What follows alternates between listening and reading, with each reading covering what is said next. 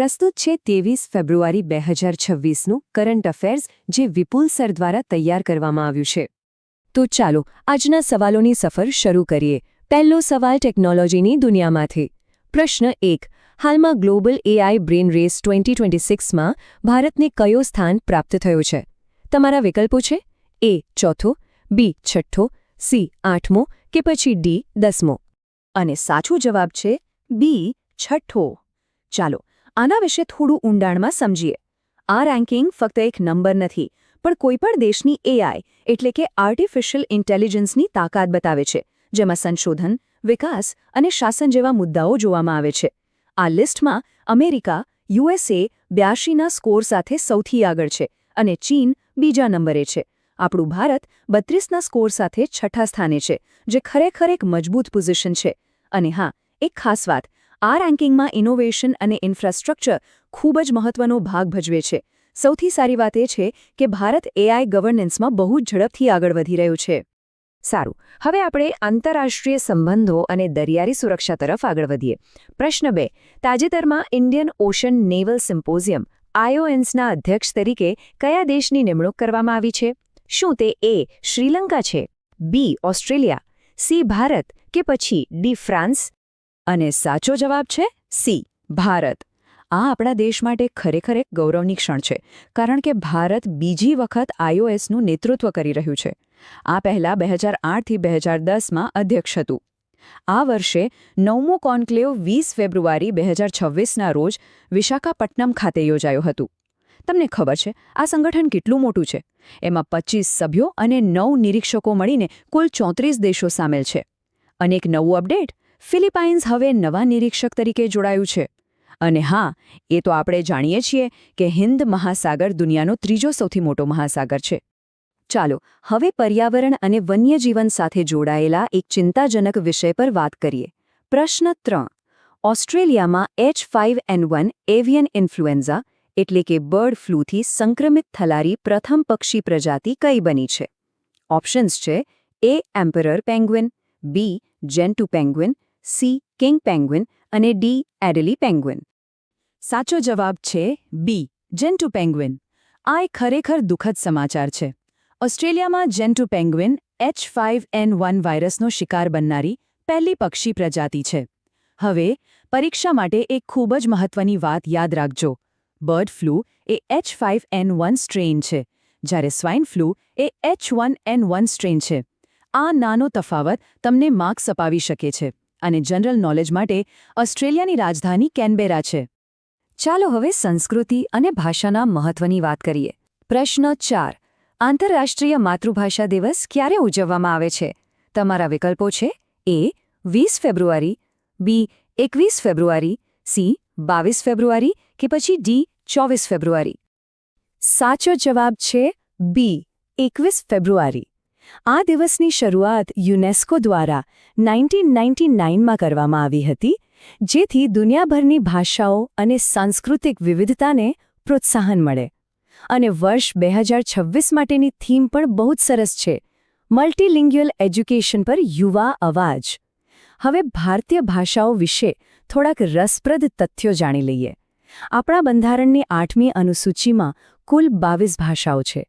આ સિવાય ભારતમાં કુલ 11 શાસ્ત્રીય ભાષાઓ છે. અને એક મોટું અપડેટ એ છે કે તાજેતરમાં 5 નવી ભાષાઓ બંગાળી, પ્રાકૃત, પાલી, મરાઠી અને આસામી આ લિસ્ટમાં ઉમેરવામાં આવી છે. ઓકે, હવે અર્થતંત્ર સાથે જોડાયેલો એક ટેકનિકલ પણ ખૂબ જ મહત્વપૂર્ણ સવાલ. પ્રશ્ન 5. ભારત સરકારે મર્ચેન્ડાઇઝ ટ્રેડ ઇન્ડેક્સ માટેનું આધાર વર્ષ બેઝ યર બદલીને કયું કર્યું છે? શું તે એ 2011-12 છે, બી 2014-15, સી 2021-22 કે પછી ડી 2022-23? અને સાચો જવાબ છે ડી 2022-23. આ એક મોટો આર્થિક ફેરફાર છે. હવે તમે વિચારશો કે આધાર વર્ષ બદલવાથી શું ફરક પડે? તો સાંભળો, આમ કરવાથી આર્થિક ડેટા વધુ સચોટ બને છે અને દેશની હાલની આર્થિક સ્થિતિનું સાચું ચિત્ર રજૂ કરે છે. આ મહત્વપૂર્ણ ફેરફાર નચિકેતા ચટ્ટોપાધ્યાય સમિતિની ભલામણ પર કરવામાં આવ્યો છે. અને એ પણ યાદ રાખજો કે જીડીપી અને આઈઆઈપી માટે પણ નવું આધાર વર્ષ 2022-23 છે, જ્યારે મોંઘવારી એટલે કે CPI માટેનું નવું આધાર વર્ષ 2024 નક્કી કરાયો છે. ચાલો હવે સરકારની એક ખૂબ જ મહત્વાકાંક્ષી યોજના વિશે વાત કરીએ. પ્રશ્ન 6. કેન્દ્રીય ગૃહમંત્રી અમિત શાહે વાઇબ્રન્ટ વિલેજ પ્રોગ્રામના બીજા તબક્કાનો પ્રારંભ ક્યાંથી કર્યો? A. Arunachal Pradesh, B. Sikkim, C. Assam કે D. ઉત્તરાખંડ? સાચો જવાબ છે સી, આસામ. આ કાર્યક્રમની શરૂઆત આસામના નાથનપુર ગામથી થઈ છે. આનો મુખ્ય હેતુ શું છે? સરહદી ગામડાઓમાં કનેક્ટિવિટી, આરોગ્ય અને રોજગારીની તકો વધારીને ત્યાંથી થતું સ્થળાંતર રોકવાનું. પણ આ કાર્યક્રમની સૌથી સુંદર વાત એની પાછળનો વિચાર છે. હલે સરહદી ગામોને દેશના છેલ્લા ગામ તરીકે નહીં, પરંતુ દેશના પ્રથમ ગામ તરીકે ઓળખવામાં આવશે. આ એક માનસિકતામાં કેટલો મોટો અને સકારાત્મક ફેરફાર છે. આ ઉપરાંત CRPFનો 87મો સ્થાપના દિવસ પણ ગુવાહાટી, આસામમાં જ યોજાયો હતો. ચાલો ફરી એકવાર ટેકનોલોજીની દુનિયામાં પાછા ફરીએ. ભારતના ઉદ્યોગ જગતમાંથી એક ખૂબ મોટા સમાચાર છે. પ્રશ્ન 7. ટાટા ગ્રુપે કઈ વૈશ્વિક ટેક કંપની સાથે મળીને AI ડેટા સેન્ટર બનાવવા માટે કરાર કર્યો છે? શું તે A. ગૂગલ છે, B. Microsoft, C. OpenAI કે D. એનવિડિયા? અને સાચો જવાબ છે સી, OpenAI. જી હા, એ જ કંપની જેણે ChatGPT બનાવ્યું છે. આ ભાગીદારી ગ્લોબલ ટાર્ગેટ ઇનિશિયેટિવ હેઠળ થઈ છે અને આ ભારતના AI ઇકોસિસ્ટમ માટે એક ગેમ ચેન્જર સાબિત થઈ શકે છે. આ ડેટા સેન્ટરની ક્ષમતા 100 મેગાવોટથી શરૂ થઈને 1 ગીગાવોટ સુધીની હશે, જે ખરેખર વિશાળ છે. અને એક રસપ્રદ વાત એ છે કે L&T અને એનવિડિયા વચ્ચે પણ 1 ગીગાવોટની AI ફેક્ટરી સ્થાપવા માટે કરાર થયું છે. આ બતાવે છે કે ભારત AI ઇન્ફ્રાસ્ટ્રક્ચરમાં કેટલું મોટું રોકાણ કરી રહ્યું છે.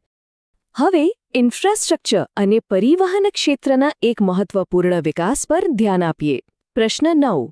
વડાપ્રધાન નરેન્દ્ર મોદીએ ઉત્તર પ્રદેશના કયા શહેરમાં મેટ્રો અને નમો ભારત ટ્રેનને લીલી ઝંડી આપી? A. લખનઉ, B.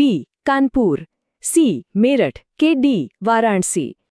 સાચો જવાબ છે સી, મેરઠ.